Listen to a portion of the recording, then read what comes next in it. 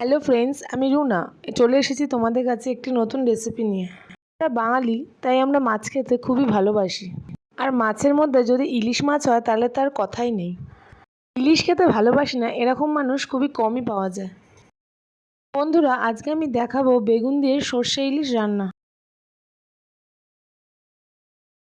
প্রথমে মাছের পিসগুলোকে নুন হলুদ মাখিয়ে মিনিট 10-এর জন্য রেখে দিলাম, যাতে মাছের ভেতর নুন হলুদগুলি ভালো করে ঢুকতে পারে।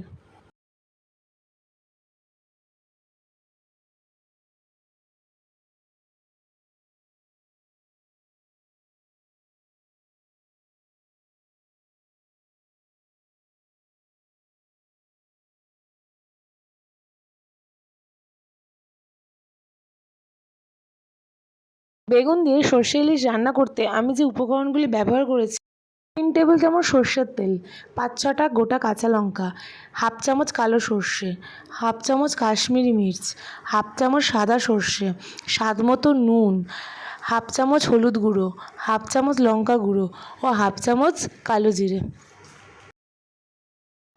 ও সামান্য চিনি।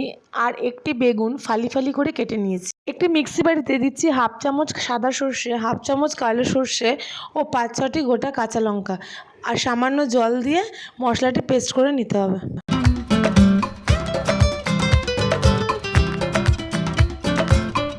এবার একটি কড়াইয়ে 3 টেবিল চামচ সর্ষের তেল দিয়ে তেলটি ভালো করে গরম করে নিতে হবে। তেলটি গরম হয়ে গেলে ইলিশ মাছের পিসগুলো লাল করে ভেজে নিতে হবে। বন্ধুরা, একটা কথা জানিয়ে রাখি, ইলিশ মাছ কিন্তু বেশি ভাজবেন না, এতে মাছের স্বাদ ও গন্ধ দুটোই চলে যায়।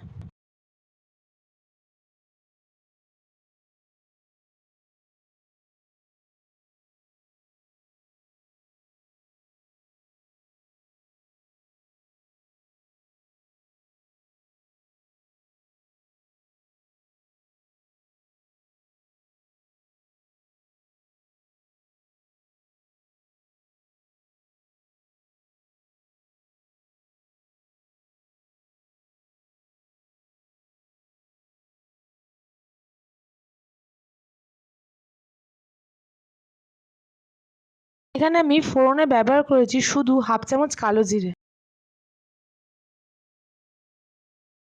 জিরেটি ভাজা হয়ে গেলে দিয়ে দিচ্ছি আগে থেকে কেটে রাখা বেগুন। বেগুনটি 30 সেকেন্ডের জন্য নাড়িয়ে চাড়িয়ে লাল করে ভেজে নিতে হবে।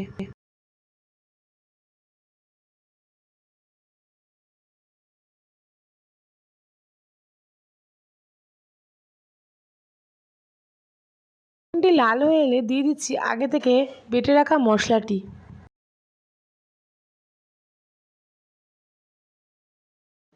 দিচ্ছি কাঁচা লঙ্কা, দিচ্ছি হাফ চামচ হলুদ গুঁড়ো,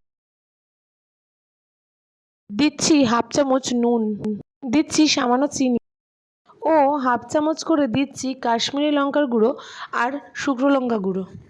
সমস্ত মশলা দেওয়া হয়ে গেলে গ্যাসের ফ্লেমটিকে লোতে রেখে মশলাটিকে ভালো করে নাড়াচাড়া করে 5 মিনিটের জন্য কষতে দেওয়া হলো। মশলাটি থেকে তেল ছেড়ে গেলে দিয়ে দিচ্ছি 1 কাপ জল।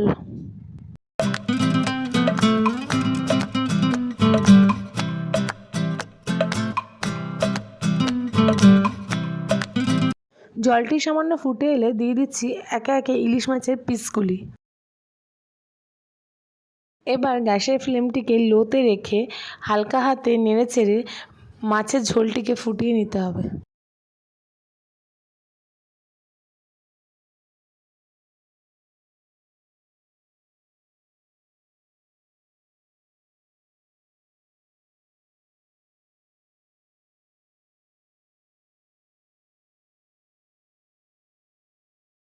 মিনিট 5 পর যখন ঝোল ফুটতে ফুটতে তেল ছেড়ে আসবে, এর সাথে সাথে আমাদের আজকের রেসিপি বেগুন দিয়ে সর্ষে ইলিশ রান্নাটি তৈরি। এর সাথে সাথে আমি রান্নাটি একটি পাত্রে সার্ভ করে দিলাম। আমার এই রেসিপিটি আপনারা বাড়িতে অবশ্যই ট্রাই করবেন। যদি ভালো লেগে থাকে তাহলে কমেন্ট বক্সে লিখে জানাবেন ও লাইক ও সাবস্ক্রাইব করতে ভুলবেন না কিন্তু। ভালো থাকবেন ও সুস্থ থাকবেন। দেখা হবে নেক্সট ভিডিওয়ে নতুন কোনো রেসিপি নিয়ে। নমস্কার।